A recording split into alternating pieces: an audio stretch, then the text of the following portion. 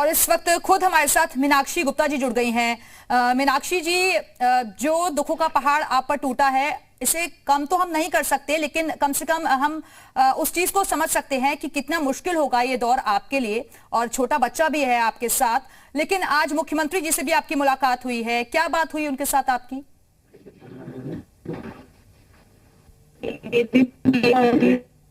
जो उनके सामने रिक्वेस्ट थी, उन्होंने सारी रिक्वेस्ट एक्सेप्ट करी। उन्हें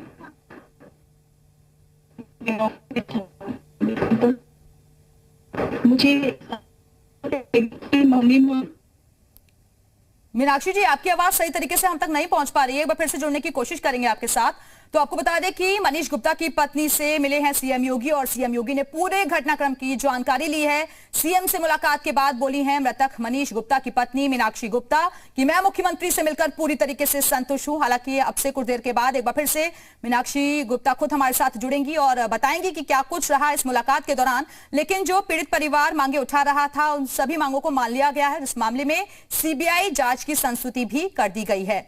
तो इसके साथ ही साथ मुआवजा भी दिया जाएगा। सरकारी नौकरी की मांग जो कि पीड़ित परिवार उठा रहा था, वो सरकारी नौकरी भी उनकी पत्नी मीनाक्षी गुप्ता को मिलेगी। साथ ही साथ 6 पुलिसकर्मी ऐसे हैं जिन पर हत्या का केस भी दर्ज किया गया है। तो आपको बता दें कि सियासत भी इस पूरे मामले पर हो रही थी और विपक्षी दल तमाम तरीके के आरोप भी लगा रहे थे, लेकिन मुख्यमंत्री ने काफी गंभीरता से इस पूरे मामले को लिया और उन्होंने कह दिया था, पहले ही साफ कर दिया था कि दोषी कोई भी हो वो बख्शा नहीं जाएगा। और अब इस पूरे मामले की जांच सीबीआई की टीम करेगी, क्योंकि केस को ट्रांसफर करने की मांग भी वो कर रही थी।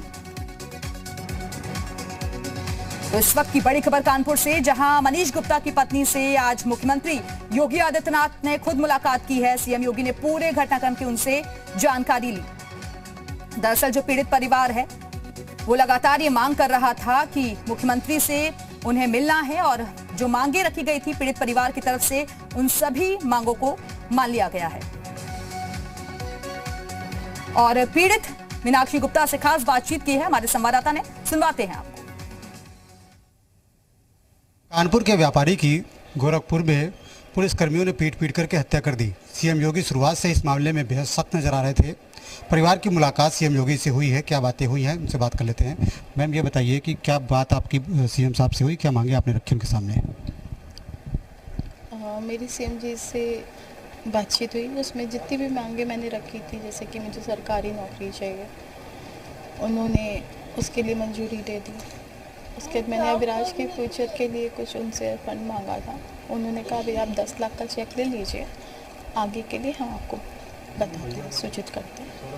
मुझे उम्मीद है वो धनराशि अधिक ही रखेंगे, और इस बात को देखते हुए रखेंगे कि मेरे यहाँ सिर्फ मैं ही हूँ, एक पिताजी हैं और एक बच्चे हैं। बाकी मैंने सीबीआई की जांच की मांग करी थी, उन्होंने उसकी मंजूरी दे दी है। उनका प्रार्थना दीजिए और मैं आगे उस पर करता हूँ। मुझे उनकी सबसे अच्छी बात ये लगी कि उन्होंने अपने मन से एक घर के मुखिया की तरह ये सोचकर पहले ही, मेरे कहने से पहले ही बोल दिया कि आपका केस कानपुर ट्रांसफ़र करते हैं और यहाँ पे एक टीम नियुक्त करते हैं जो उसकी जांच करेगी और जो निष्पक्ष होगी। ये चीज़ मेरे को बहुत टच करी, क्योंकि ये चीज़ वही समझ सकता है जो अपना परिवार मानता हो कि हाँ वहाँ पे महिला के लिए कब कैसे जाएगी आएगी। मुझे ये विनती रखने की, कहने की ज़रूरत ही नहीं पड़ी, उन्होंने पहले ही कह दिया। दूसरा, मुझे एक चीज़ और भी पता चली मुख्यमंत्री जी से कि माननीय मुख्यमंत्री जी ने बताया कि उन्होंने सुबेरे ही गोरखपुर में ये कह दिया था, जब हम पहुँचे थे वहाँ पे मनीष को देखने, तो उन्होंने उसी समय कह दिया था कि जो पोस्टमार्टम होगा वो पैनल के थ्रू होगा, वो उन्होंने पहले ही बोल दिया था, और इनकी एफआईआर दर्ज कर लीजिएगा। लेकिन इस बात से हमें अज्ञात रखा गया, हमें वहाँ पे बहुत परेशान किया गया। इस चीज़ के लिए मैं बहुत बहुत आभारी हूँ कि माननीय मुख्यमंत्री जी ने ये बात पहले ही बोल दी गई थी। परिवार के मुखिया की तरीके उन्होंने आपसे बात की, आपकी बात को समझा, किस पद पे नौकरी देने का आश्वासन दिया गया है आपको?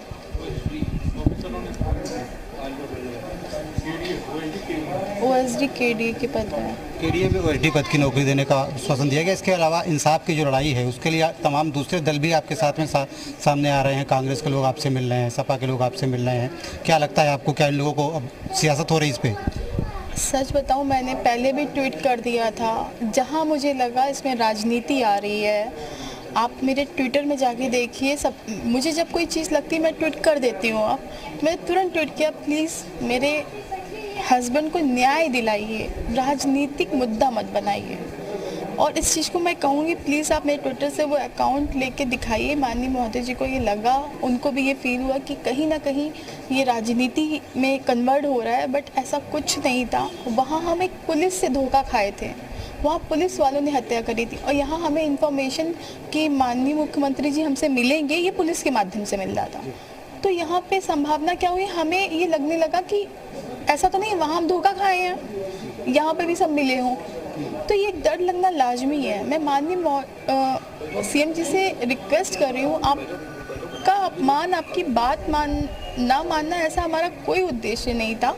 आप मेरे बड़े भाई के जैसे हैं, बट आप मेरी एक बार स्थिति समझिए। वहाँ पे मेरे पति को 6 पुलिस वालों ने मिल के मारा था, वो भी बहुत बेरहमी से। मैं उन सब सिचुएशन से निकल के आई थी। मेरी आपसे कोई बात नहीं, आपकी बात मेरे तक पहुंच नहीं रही है, फिर यहाँ पे पुलिस वाले बता रहे हैं वो मिलेंगे, तो फिर इसमें मुझे डाउट होना लाजमी है। तो इस चीज़ का मेरा निवेदन मानिए, हम माफ़ी चाहते हैं, बट हमारा बस इतना ही था। और मैं उनके सारे डिसीजन से बहुत ज़्यादा संतुष्ट हूँ। मुझे यकीन है वो आगे भी हमारा पूरा रूप से साथ देंगे। अब आपको लगता है कि इंसाफ मिल पाएगा, जो उनके हत्यारे हैं उनको सज़ा मिल पाएगी, जो उनकी मुकम्मल सज़ा होनी चाहिए? हाँ, मुझे लगता है कि इंसाफ मिलेगा। जो अपने मन से इस तरह के डिसीजन लेके बोल रहा है, वो इंसाफ दिलाएगा। तो मृतक की पत्नी को साफ तौर पर उम्मीद है, सीएम योगी से मुलाकात के बाद ये उम्मीद जगी है कि उनको इंसाफ मिलेगा और उनकी जो बाकी जो मांगे थी वो मान ली गई है और उन्होंने सीएम को खुद घर के मुखिया के तरीके बताया है। कैमरामैन शुभम शुक्ला के साथ श्याम तिवारी, जी मीडिया, कानपुर।